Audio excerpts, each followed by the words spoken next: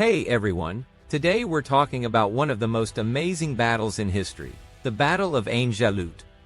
This was the fight that stopped the powerful Mongol Empire, which had been conquering almost everything in its path. It took place on September 3, 1260, near the spring of Ain Jalut, in today's northern Israel. This battle was the first big loss for the Mongols and marked the moment their unstoppable expansion finally came to an end. Before this, the Mongols had been destroying cities across the Middle East. Led by Hulagu Khan, they captured and burned Baghdad in 1258, ending the Abbasid Caliphate. Then they took Damascus, the capital of the Ayyubid dynasty. After those victories, Hulagu sent messengers to Egypt demanding that Sultan Qutuz surrender. But Qutuz refused. Instead, he killed the messengers and hung their heads on the city gate of Cairo to send a clear message: Egypt would not give in. Around the same time, the Mongol Great Khan, Mongol, died while fighting in China. Because of this, Hulagu had to return home to help choose the next leader, leaving behind a smaller army of about 10,000 men under his general, Kitbuqa. Seeing his chance, Qutuz gathered his own forces in Cairo and marched toward Palestine. Meanwhile, Kitbuqa's army attacked Sidon and then moved south to face Qutuz near AinJalut. When the two sides finally met, the Mamluks came prepared. Their general, Baibars, used a smart trick. He attacked, pretended to retreat, and made the Mongols chase after him.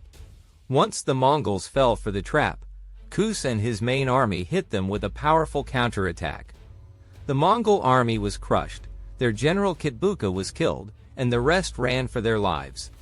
This victory stopped the Mongols for good and saved the Middle East from being completely taken over. To understand how it all led to this, let's rewind a bit. When Mongol Khan became the Great Khan in 1251, he wanted to finish what his grandfather Genghis Khan had started, taking over the world. He sent his brother Hulagu to conquer the western lands. It took Hulagu 5 years to build his army, and by 1256, he was ready to invade. Like other Mongol leaders, he showed mercy to those who surrendered but destroyed anyone who fought back. City after city fell: the assassins in Persia, the Abbasids in Baghdad, and the Ayyubids in Damascus. Many other groups even joined Hulagu's forces, like the Armenians and some Crusaders from Antioch, because they feared the Mongols' strength. Once the Middle East was under their control, Hulagu planned to keep moving south toward Egypt, the last powerful Muslim kingdom left. Most of the Mamluk soldiers in Egypt were from the Kipchak tribes, Turkic people from the steppes. Interestingly, the Mongols' enemies, the Golden Horde, were also Kipchaks. Because of this, the Mamluks kept getting new soldiers from the same region, which helped them stay strong against the Mongols. In 1260, Hulagu again sent messengers to Cairo demanding surrender, but Qutuz had them killed. Not long after, Hulagu pulled back most of his troops, leaving Kitbuqa in charge with a smaller force. Some reports say Kitbuqa had 100,000 soldiers, but that number is probably too high. When Qutuz found out that most of the Mongol army had left, he saw his chance.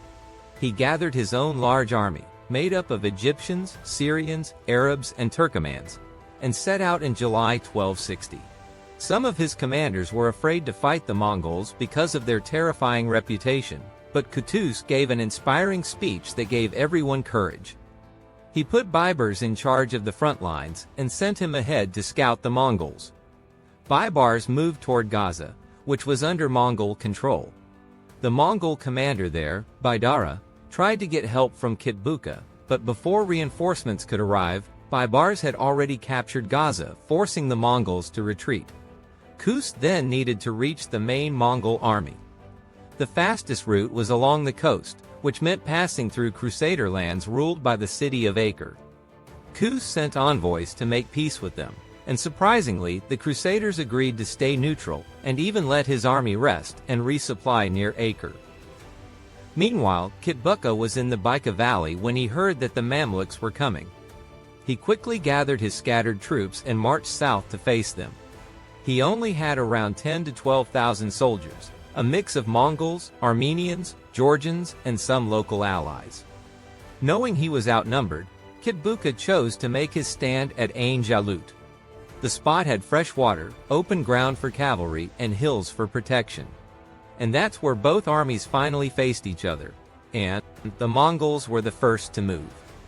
Their army even included soldiers from the Kingdom of Georgia and about 500 men from the Armenian Kingdom of Cilicia. Both had been forced to join the Mongols. The Mamluks, however, knew the land much better. Qutuz used that to his advantage by hiding most of his soldiers up in the hills and sending a smaller force under Baibars to tease the Mongols into chasing them. The fighting went on for hours. Baibars used hit-and-run attacks to annoy the Mongols and keep most of his troops safe. He'd strike, fall back, and lead the Mongols toward the high ground where the rest of the Mamluk army was waiting and hiding among the trees. Because Baibars had lived in this area before, he knew how to use the landscape to his benefit. Kitbuqa, the Mongol leader, made a crucial mistake. He saw Baibars and his men retreating and decided to go after them with all his forces. When the Mongols reached the highlands, the hidden Mamluks jumped out, rained arrows on them, and charged with their cavalry. The Mongols found themselves surrounded. The Mongols fought hard and tried to break free. From a short distance away, Qutuz watched with his personal guard. When he saw one part of his army nearly collapse under the Mongol pressure, he threw off his helmet so his men could spot him, and shouted out a prayer for victory. Then he rushed into the fight himself, calling his troops to hold the line. Qutuz's attack helped push the Mongols back toward Basin. The Mongols briefly regrouped and counterattacked, but the advantage swung back to the Mamluks. Surrounded and outmaneuvered, many Mongols fled and Kitbuqa was killed. After the battle, Hulagu Khan ordered the execution of the last Ayyubid emir of Aleppo and Damascus, when he heard about the Mongol defeat.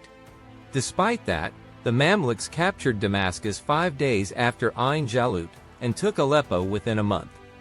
On the way back to Cairo, Qutuz was murdered by some of his own emirs, in a plot led by Baibars. After Qutuz's death, Baibars became the new sultan. Local Ayyubid leaders soon defeated another Mongol force near Homs, which ended the first Mongol campaign into Syria. Baibars and the later Mamluk rulers went on to eliminate the remaining Crusader states in the Holy Land by 1291. Internal fights among the Mongol rulers also helped the Mamluks. Berk Khan of the Golden Horde had converted to Islam and was outraged when Hulagu destroyed Baghdad and killed the Caliph. Berk warned he would hold Hulagu accountable. This split the Mongol world and kept Hulagu from sending his full power against Egypt. Hulagu later tried again in December 1260 with a force that killed many people around Aleppo, but they couldn't make a lasting gain and had to pull back. After the Mongol leadership was settled with Kublai Khan as the Great Khan, Hulagu came back to his lands and prepared another attack, but Berke's raids forced him to move north. Hulagu suffered a big defeat near the Caucasus in 1263. Hulagu died in 1265 and was replaced by his son Abaka. After several clashes, the Mamluks defeated the Mongols most of the time. Key Mamluk wins included Ain Jalut and later battles at Homs, Elbistan, and Marj al-Safar. The Mongols only won one of the big fights, at Wadi al-Khaznadar, and they never returned to hold Syria. Historians later treated Ain Jalut as a turning point because it was the first time a Mongol advance suffered a major, lasting defeat. There's also debate about whether early gunpowder weapons were used at Ain Jalut.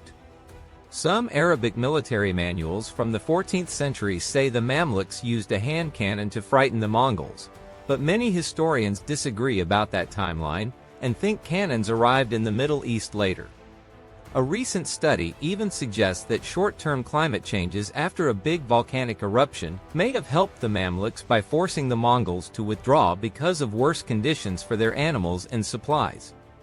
Whatever the reasons, Ain Jalut stopped the Mongol push into the Middle East and changed the course of history.